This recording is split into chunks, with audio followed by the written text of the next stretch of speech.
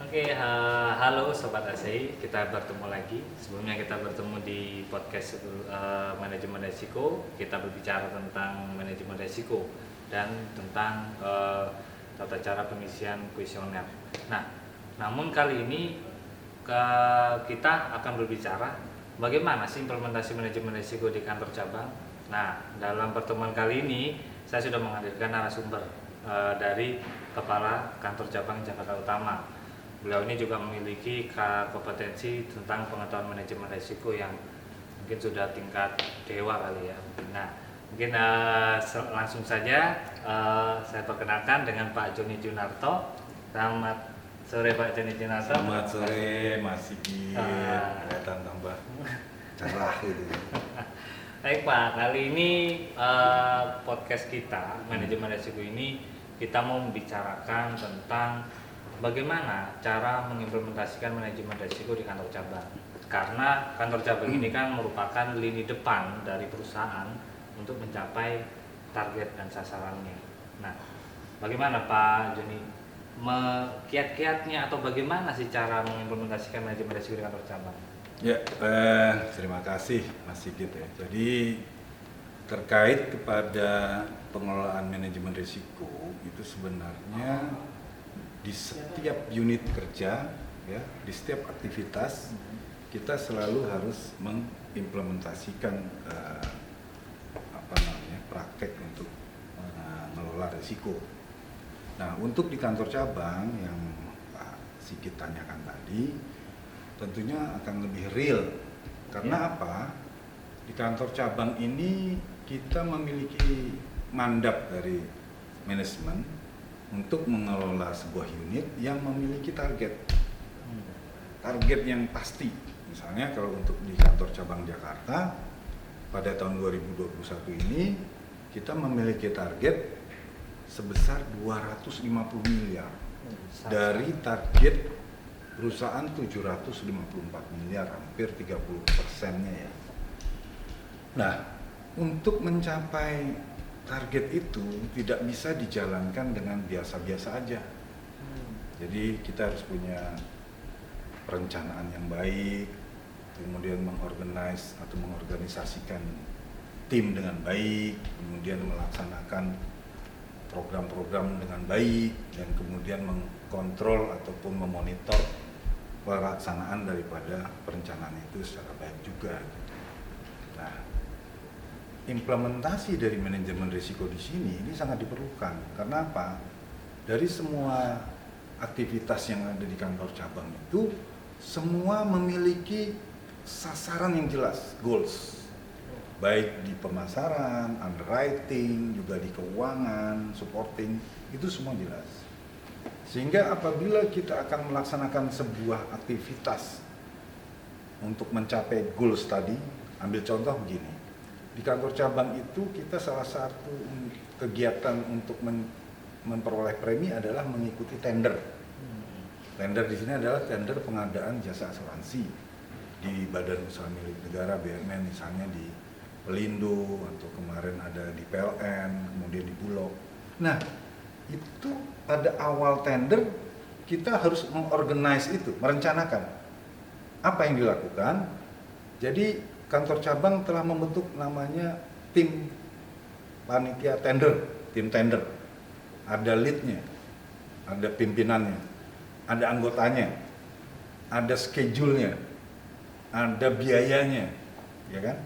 Ada pelaksanaan pengumpulan dokumennya gitu. Nah, di situ udah mulai kerja Pak Sigit. Jadi tim itu udah langsung melakukan identifikasi risiko. Kira-kira untuk memenangkan tender ini atau ikut lolos dalam tender ini, hal-hal apa yang menjadi critical point atau risknya apa? Nah, kami mempelajari.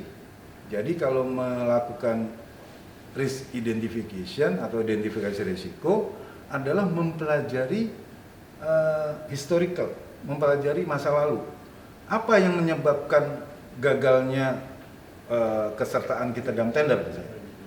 Dulu kita kalah karena RBC kita tidak mencukupi, ada eksternal faktor. Kita tidak melampirkan misalnya lampiran tenaga ahli yang dimiliki oleh perusahaan yang diterbitkan oleh OJK, misalnya kayak gitu yang membuat kita, terus belum lagi hal-hal lain. Nah, itulah kira-kira yang kita identifikasikan risiko-risiko tadi, kemudian harus kita antisipasi. Jadi secara teoritis kan kita melakukan identifikasi, kemudian kita lakukan assessment, pengukuran, kemudian yang menganalisa risiko itu pengukuran, kemudian kita lakukan mitigasi kan, mitigasinya ini, mitigasi 1, mitigasi 2, kemudian kita review. Nah, itulah kira-kira salah satu implementasi yang dilakukan di kantor cabang terkait melaksanakan tugas dengan perencanaan yang baik dan penerapan manajemen risiko yang baik pula. Itu kira-kira. Baik, menarik sekali apa yang disampaikan oleh Pak Joni tadi. Historika bahwa identifikasi risiko ini juga berangkat dari mempelajari historikal atau kejadian-kejadian yang mengancam kantor cabang, misalnya yang pernah dialami oleh kantor cabang. Nah, bagaimana Pak untuk apa ini menjaga istilahnya rekaman historikal itu, karena kan kita seringkali terjadi peristiwa hanya lewat begitu saja tanpa kita pernah mencatat atau mungkin kita anggap ini adalah mungkin nasib buruk atau makan berbaliknya ketika itu berpositif kita menilainya sebagai nasib baik. Nah, menurut Pak Joni bahwa sepenting apa sih kita mencatat peristiwa ini dalam sudut pandang Pak Joni, dan kemudian yang istilahnya ketika berjalan di kantor cabang, apakah semua harus dicatat atau apakah masing-masing orang harus bawa buku kecil terus dicatat atau bagaimana? Nah, bagaimana Pak Joni istilahnya menginstruksikan kepada bawahannya untuk aware, untuk sadar bahwa catatlah apa yang kejadian yang mengancam sasaranmu. Bagaimana Pak Joni? Nah itu, jadi kita ini kuncinya begini. Kunci kesuksesan dari pelaksanaan rencana yang berbasis dengan risk management tadi adalah komunikasi. Jadi dua hal yang harus diperhatikan Pak Sigit, adanya komunikasi dan konsultasi. Itu untuk menerapkan manajemen risiko secara baik. Tidak bisa dia tanpa komunikasi, tanpa consulting, counseling, terus kemudian pelaksanaan itu baik, nggak bisa. Nah, untuk teman-teman di kantor cabang, yang pertama kali kita lakukan adalah kebiasaan melakukan kegiatan dengan membuat rencana. Jadi tidak kegiatan itu asal jalan, tapi memang direncanakan. Nah, untuk menemukan identifikasi risiko, kita juga melakukan mencari informasi ke belakang. Apa sih waktu menjalankan ini, faktor apa yang membuat gagal? Waktu menjalankan ini apa? Nah, itu yang akan kita ambil, kita rangkum, karena kan ada teorinya bahwa berapa besar frekuensinya terjadi, terus berapa besar dampaknya terjadi, kan itu ya. Pengukuran risiko adalah antara frekuensi dengan dampak. Nah, teman-teman di kantor cabang Jakarta khususnya, itu saya terapkan untuk selalu membawa buku kecil. Nah, ini sedikit. Ya. Kami selalu membawa ini.